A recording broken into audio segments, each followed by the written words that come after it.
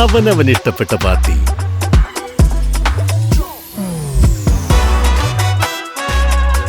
ഹാവൽസ്, ഓരോ ലൈറ്റിലും delight. Angamaly haemophilia chapter ബോധവൽക്കരണ ക്ലാസും സ്കോളർഷിപ്പ് വിതരണവും നടത്തി.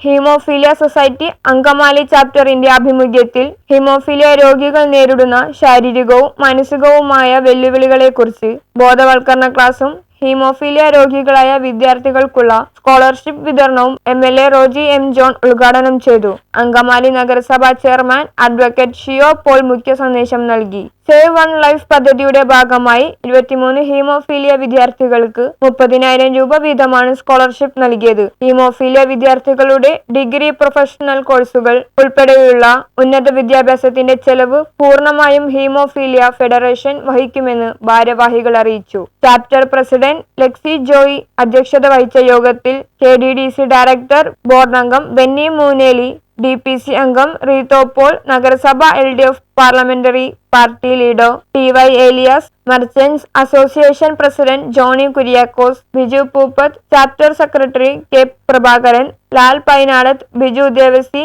ജിസ് പടയാട്ടിൽ, സിമി വർഗീസ് എന്നിവർ പ്രസംഗിച്ചു. News bureau, Angamaly.